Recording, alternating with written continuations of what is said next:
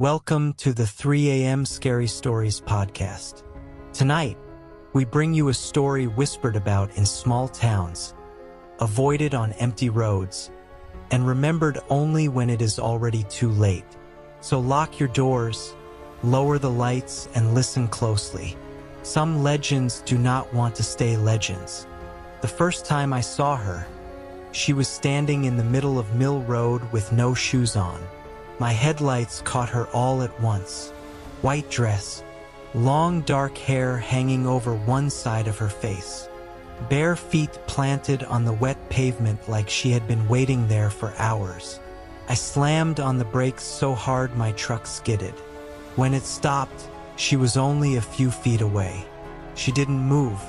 Rain tapped against the windshield.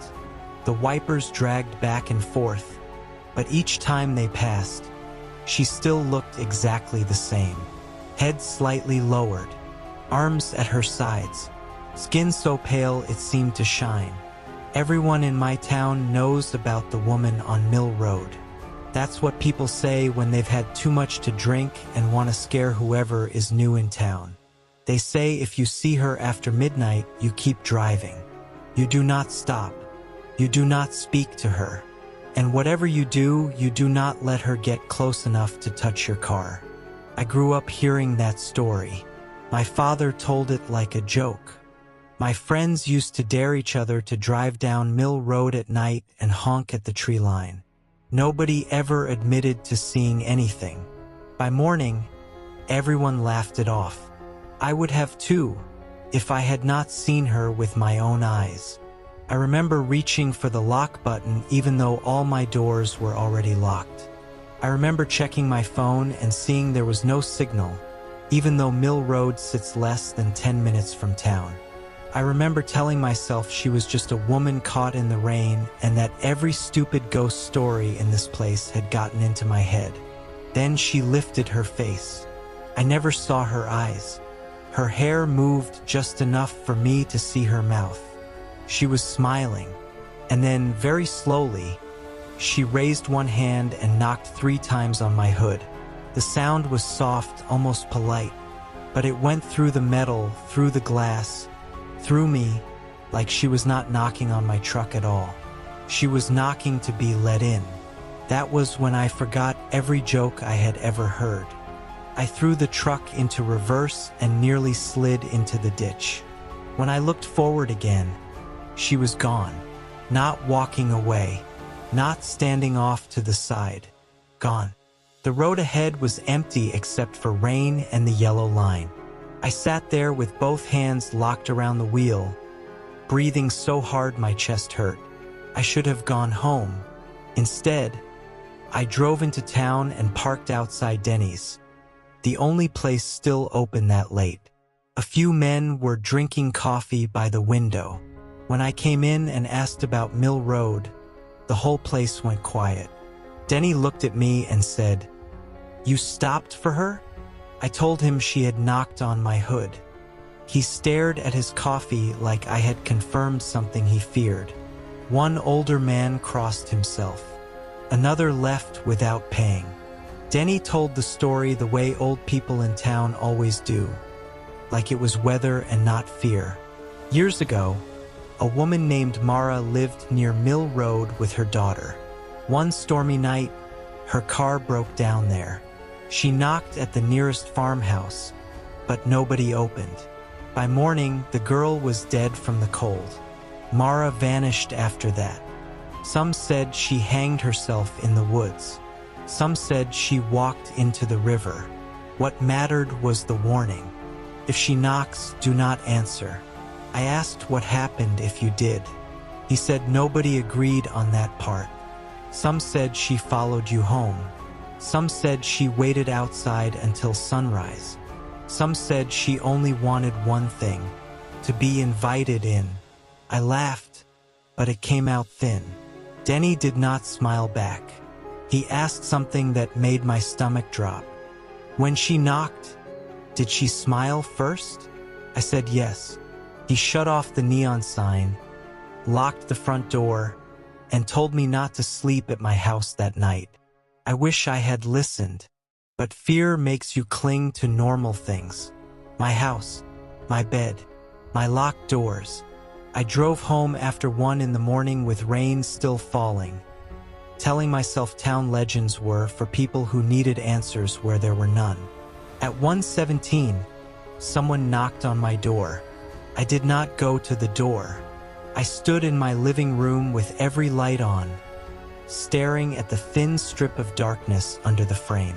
My house had never felt small before, but that night it felt like I was trapped inside a box somebody else was shaking. The knock came again. 3 taps. Not loud, not angry, patient. I checked the peephole and saw nothing except my own warped reflection. I looked through the side window and saw the porch, the rain, the empty steps. No woman, no movement. Then another knock sounded behind me, from the back door. I turned so fast I knocked over the lamp by the couch. For a second I just listened. Front door, back door. Then the sound moved to the kitchen window. 3 taps on the glass.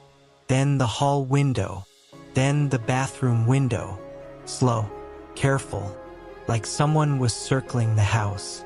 I called Denny with shaking hands. This time there was signal. He answered on the first ring. Before I could speak, he said, "Do not open anything." I told him she was outside my house. He asked if I had answered the door on Mill Road. I said no. He asked if I had spoken to her. I said no. Then he asked the one question I did not want to hear. "Did you let her touch the truck?" I said she knocked on the hood. The silence on his end lasted too long. When he finally spoke, his voice had gone flat. "That counts." I asked him what that meant. He said the stories used to be different before people forgot them. She did not need your words. She needed permission. A touch. A look held too long. Anything that told her she had been seen and not turned away. The tapping moved back to the front door. Then the knob began to turn. I heard it rattle once, twice, slowly like a hand learning the shape of it. I braced a chair under the handle and backed into the hallway. Then my porch light came on. I never switched it on. Through the curtains, I saw her shadow at last. Not one shadow, 2. A second, smaller figure stood beside her, holding her hand. At 2:06, the first window broke. It was the kitchen window. One sharp crack, then glass all over the floor. I shouted and ran toward the sound, but stopped the second I reached the doorway. The curtains were moving inward from the night air. Rain blew in. Broken glass glittered on the sink and counter. No one was climbing through. Then I saw the handprint on the inside of the glass. Small, child-sized. Another crash came from the hall. The little window near the coat rack shattered next. Then the bathroom window. Not all at once. One at a time. Like something outside wanted me to hear each one and know the house was being opened piece by piece. I backed into the living room and grabbed the fireplace poker. My hands were slick. I could barely hold it. The front door shook once under the chair I had jammed beneath the knob. Then I heard a child crying. Came from the porch. Soft at first, then louder. Wet, breathless sobbing, the kind a little kid makes when they have cried too long and cannot stop. Every instinct in me twisted at that sound. It did not matter how scared I was. Somewhere behind all that fear was the need to help. A small voice through the door said, "Please let me in." I do not know how long I stood there shaking. Then the voice said, "He left us out here again." That sentence hit me like cold water. My father used to say almost those exact words after drinking, always talking about old local stories. The joke had never made sense to me until then. The crying stopped. The silence that followed was worse. Very slowly, something scraped across the front door. Not nails, not metal, hair. Long wet strands dragging down the wood. Then a whisper came through the mail slot, so close and clear it felt like lips against my ear. You have his house. Before I could move, the chair under the knob slid backward on its own. The door opened 3 inches, and through that gap, one pale eye looked in at me. It did not blink. It watched me. I wish I could say I fought it. The truth is I ran. The second I saw that eye in the gap, I bolted through the kitchen, climbed out the broken window, and hit the yard hard enough to tear my hands open on the gravel. I ran across the road in the rain and did not stop until I reached Denny's. He was outside waiting, not surprised, just waiting. He pulled me inside, locked the door, and said nothing until I could breathe again.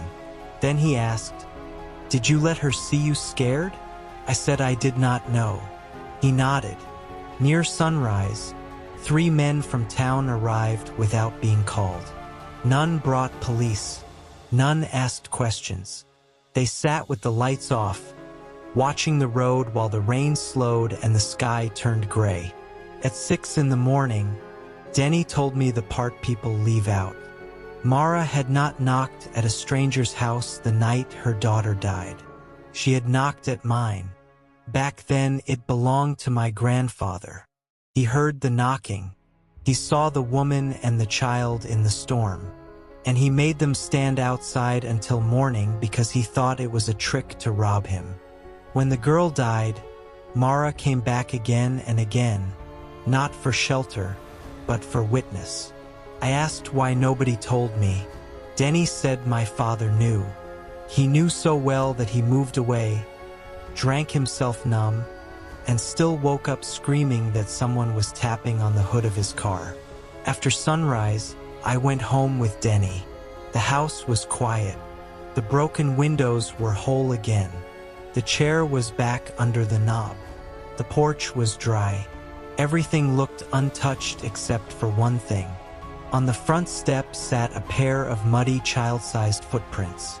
They stopped at the threshold. They did not come in. I sold the house 2 months later and left town. Last week, I got a letter with no return address. Inside was an old black and white photo of my house in the rain. A woman stood at the door with a little girl beside her. Written on the back in my father's handwriting were 4 words. She knocks at yours now. You've been listening to the 3 a.m. Scary Stories podcast. If you want more eerie, unsettling, and unforgettable stories like this, consider subscribing so you don't miss the next one. Until next time, keep your doors locked, keep your eyes open, and try not to wake up at 3 a.m.